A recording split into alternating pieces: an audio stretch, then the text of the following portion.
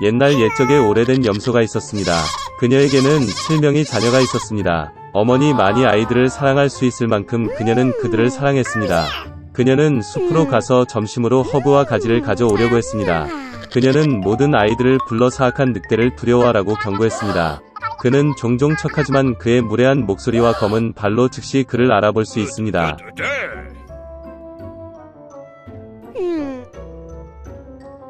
어린 아이들은 모든 것을 이해하고 어머니에게 매우 조심할 것이라고 확신했습니다.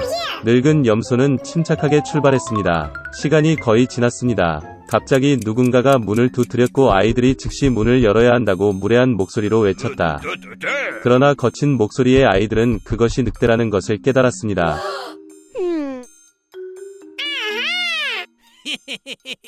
그들은 어머니의 목소리가 아니고 그녀의 목소리는 친절하고 가늘고 이 목소리는 매우 무례해서 늑대라는 뜻이라고 대답했습니다. 그런 다음 늑대는 상인에게 가서 큰 분필을 샀습니다. 그는 그것을 먹었고 그의 목소리는 가늘어졌습니다. 그는 돌아와서 문을 두드렸고 얇은 목소리로 아이들에게 문을 열도록 요청했습니다.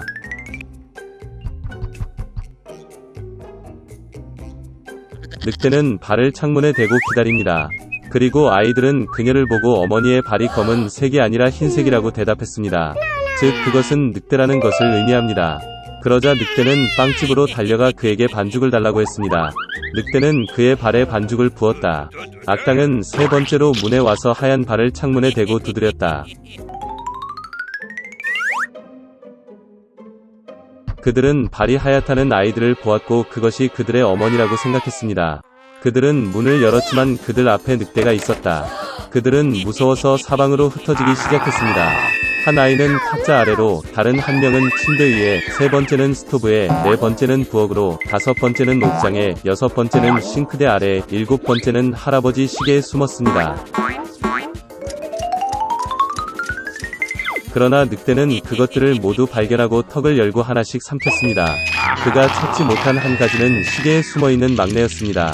배불리 먹은 후 늑대는 떠났다. 그는 나무 아래 푸른 초원에 뻗어 잠이 들었습니다. 곧 늙은 염소가 숲에서 집으로 돌아왔습니다. 오, 그녀는 거기서 뭘 봤어? 점점 문이 활짝 열려 있었다. 테이블, 의자, 벤치가 뒤집히고 세면대가 깨졌고 베개와 담요가 침대에서 던져졌습니다. 그녀는 자녀를 찾기 시작했지만 어디에서도 찾을 수 없었습니다. 나는 그들을 이름으로 불렀지만 아무도 대답하지 않았다. 그녀는 시계를 향해 올라갔고 그에 대한 응답으로 막내 아이의 얇은 목소리가 들렸습니다. 그녀는 그를 데리고 나가 늑대가 와서 모두를 먹었다고 말했습니다. 염소가 가난한 아이들을 위해 울었던 방법. 마침내 그녀는 집을 떠났고 막내 염소가 그녀를 따라 달렸습니다. 그녀는 초원에 와서 보았습니다. 늑대가 나무 옆에 누워서 코를 골고 있었기 때문에 가지가 떨리고 있었습니다. 그녀는 사방에서 그를 바라보았고 그의 부은 배에서 무언가 움직이고 허둥대는 것을 보았다. 그녀는 그들이 그녀의 아이들이라고 생각했고 그들이 아직 살아있다는 것에 매우 기뻤습니다. 그녀는 아이에게 가능한 한 빨리 집에 가서 가위, 바늘, 실을 가져오라고 말했습니다. 그런 다음 염소는 가위로 늑대의 배를 자르고 거기에서 한 아이가 머리를 내밀었습니다. 그리고 나머지 6명은 뛰쳐나왔고 그들에게 나쁜 일은 없었습니다. 정말 기뻤습니다. 그들은 어머니를 안고 점프하고 춤을 추기 시작했습니다. 그러자 늙은 염소는 늑대가 자고 있는 동안 교훈을 주는 것이 좋을 것이라고 말했습니다. 그들은 돌을 뽑아 늑대의 뱃속에 넣었습니다. 늙은 염소가 배를 꿰매었지만 아무것도 눈치채지 못했고 움직이지도 않았습니다. 늑대는 잠을 자고 발을 딛고 뱃속의 갈증을 느꼈기 때문에 우물에서 물을 마시기로 결정했습니다.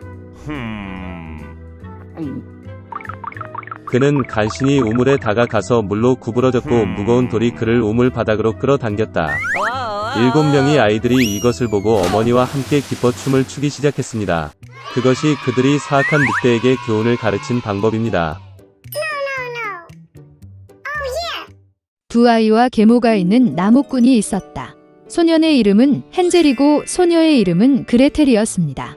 그들은 너무 가난하게 살았기 때문에 때로는 먹을 것이 없었습니다. 그리고 어느 날 저녁 그는 침대에 누워 아이들에게 어떻게 더 먹일지 고민했습니다. 그의 아내는 그에게 숲에서 아이를 낳고 불을 피우고 빵 한 조각을 주고 그곳에 남겨두라고 조언했습니다. 그러나 나무꾼은 동의하지 않았습니다. 그리고 그때까지 그의 아내는 그가 마침내 동의했다고 그를 설득했습니다. 그리고 배고픔 때문에 아이들도 잠을 잘 수 없었고 계모가 아버지에게 한 모든 것을 들었습니다.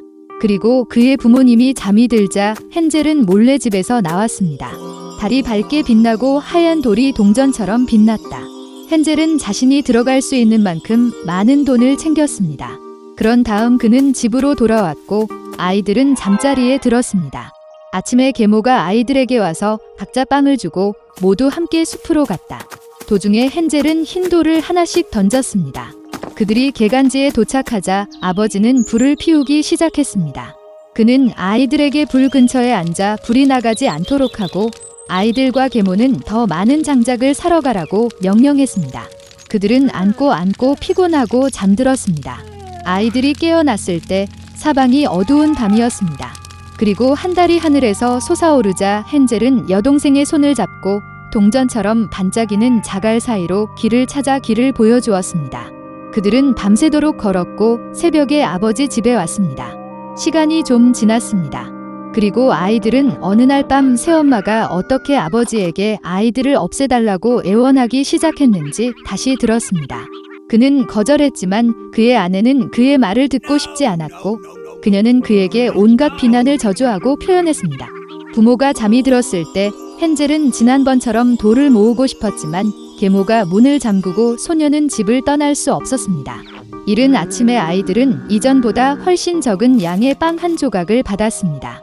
숲으로 가는 길에 헨젤은 주머니에 그의 조각을 찢고 부스러기를 땅에 던졌습니다. 계모는 그들을 더 숲으로 데려갔습니다. 다시 큰 불이 켜지고 아버지는 아이들과 계모가 나무를 더 자르는 동안 아이들에게 불을 보라고 명령했습니다.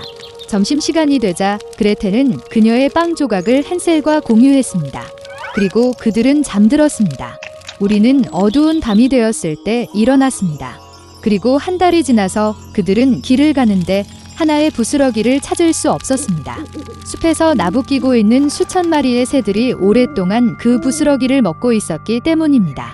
그래서 아이들은 아주 오랫동안 걸었지만 숲에서 나올 수 없었습니다. 갑자기 길은 그들을 오두막으로 이끌었습니다. 가까이 다가가자 아이들은 집이 모두 빵과 비스킷으로 지어졌으며 창문은 순수한 설탕으로 만들어져 있는 것을 보았습니다. 헨젤은 손을 뻗어 지붕을 부수고 그레텔은 창문으로 가서 창문을 갉아 먹기 시작했습니다. 그리고 오두막의 문이 활짝 열리자 늙은 여자가 못발에 기대어 나왔다. 헨젤과 그레텔은 너무 무서워서 손에서 맛있는 음식을 떨어뜨렸습니다. 그리고 노파는 친절했고 그들을 그녀의 오두막으로 초대했습니다. 이미 식탁에는 우유, 쿠키, 사과, 견과류 등 풍부한 음식이 있었습니다. 저녁 식사 후 노파는 아이들을 위해 깨끗한 침대 2개를 만들었고 헨젤과 그녀의 여동생은 그들이 천국에 있다고 생각했습니다. 그러나 노파는 애정이 있는 척했을 뿐이지만 사실 그녀는 아이들을 유혹하기 위해의 목적을 위해 빵집을 지은 사악한 마녀였다. 이른 아침 아이들이 자고 있는 동안 그녀는 헨젤을 데리고 작은 우리에 넣었습니다. 그리고 그녀는 언니에게 사악한 마녀가 그녀에게 요구하는 모든 것을 하도록 명령했습니다.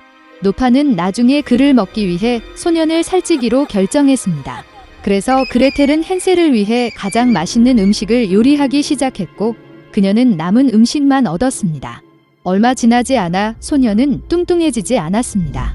그런 다음 노파는 더 이상 기다리지 않고 헨셀을 요리하고 먹기로 결정했습니다.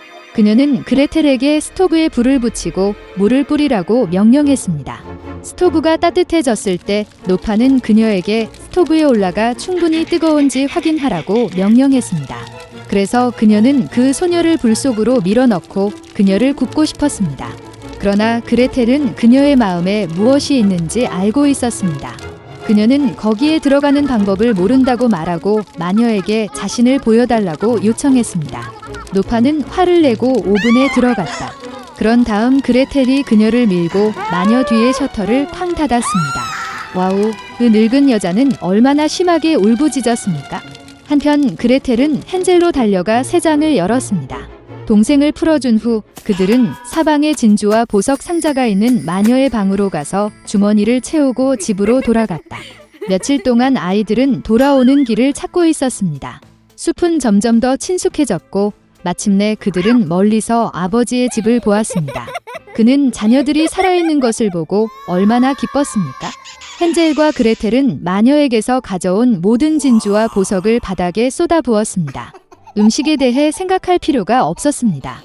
그리고 그들은 살고 기뻐하기 시작했습니다.